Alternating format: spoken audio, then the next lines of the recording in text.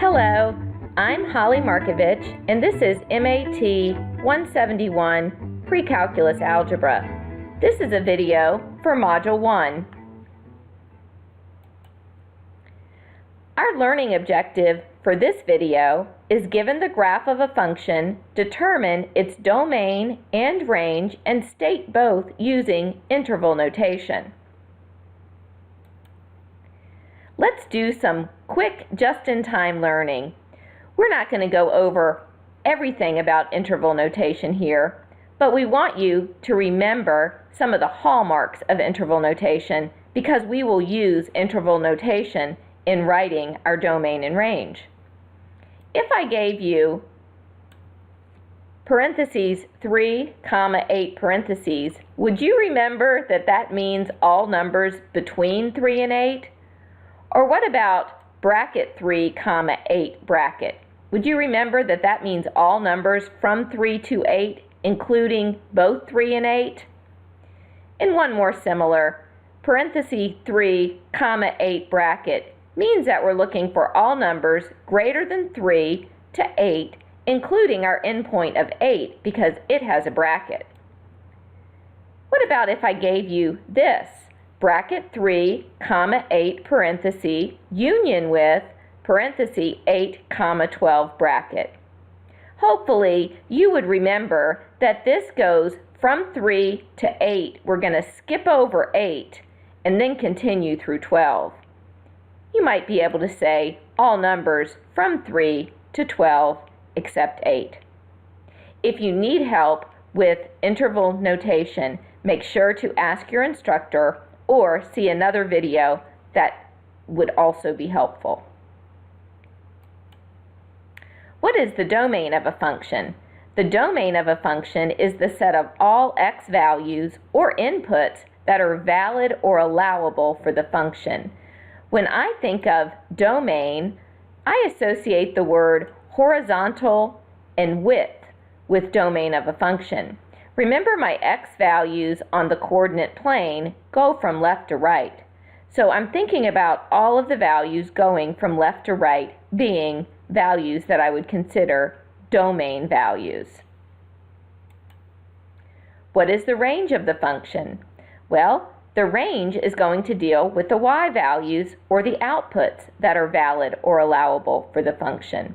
When I think of the words that I associate with range, I'm thinking of vertical, a vertical line, a line going up and down from bottom to top, and height. Those would be the words that I would associate with the range of a function. Let's take a look at our first example. Here, you're given the graph, and we want to state the domain and range in interval notation. Study the graph for just a second and notice that these endpoints are solid at both of the points that we've got marked on this graph. If we want to consider domain first, we know that with domain we are looking at the x values. Notice that the x value that is the furthest to the left in this graph is at -8. And the value of this point is furthest to the right, the x value there is 6. It looks like we have a curve that simply meanders its way from -8 to 6. We don't have any values of x excluded. Would you be able to use interval notation to write the domain? Perhaps you came up with this. Because -8 and 6 are both included, those endpoints would have brackets, and this basically says we're going to pick up all of the values of x from -8 to 6. Now let's do the same thing, but switch our thinking to range. When we're thinking about range, we're thinking about the y values. 0 is the lowest y value that we have on this curve, and 7 is the highest y value. Because of that, we know that our graph from low to high is going to go from 0 to 7. Could you write the range of this function in interval notation?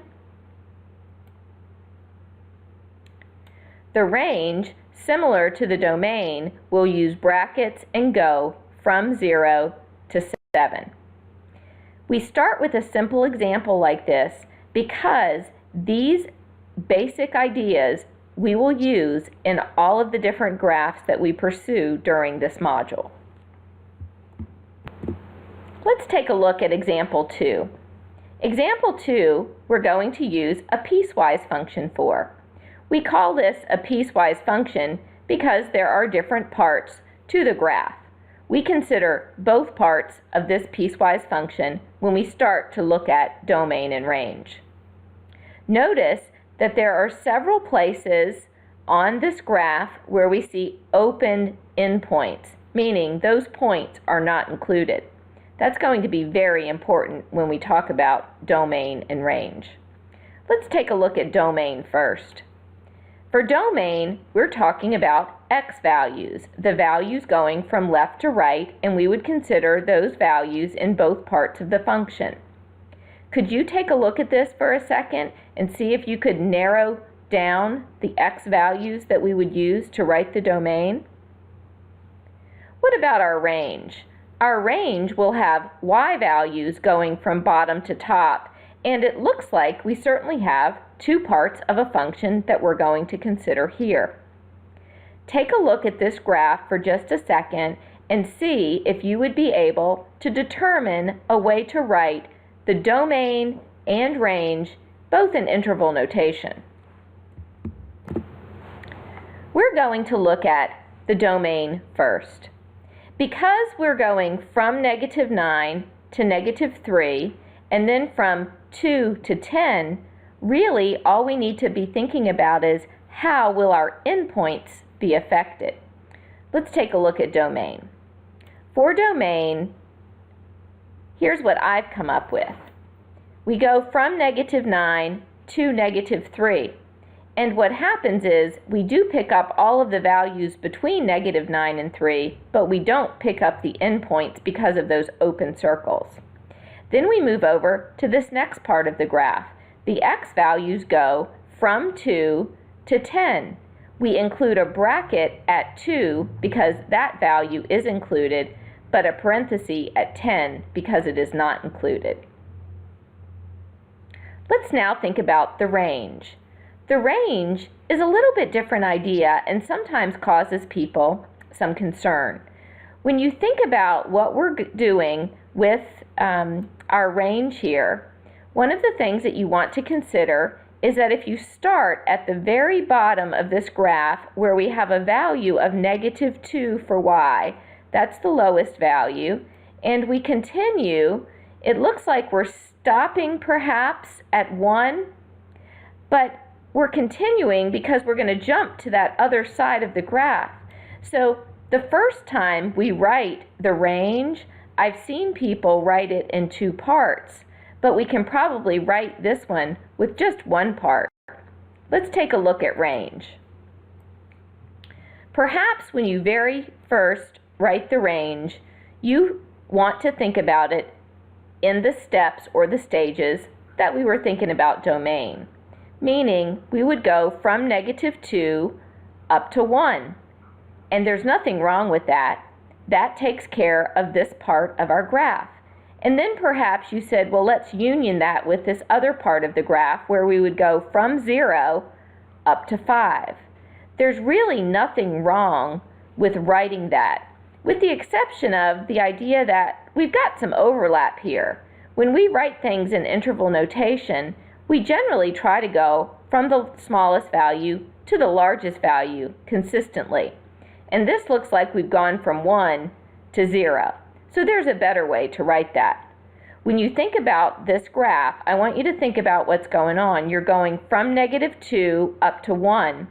Well, here, you've already included these values. You don't need to include those values again. If you hop over at 1, notice that on this second part of the graph, that 1 value is included. There's a line there, there's no hole.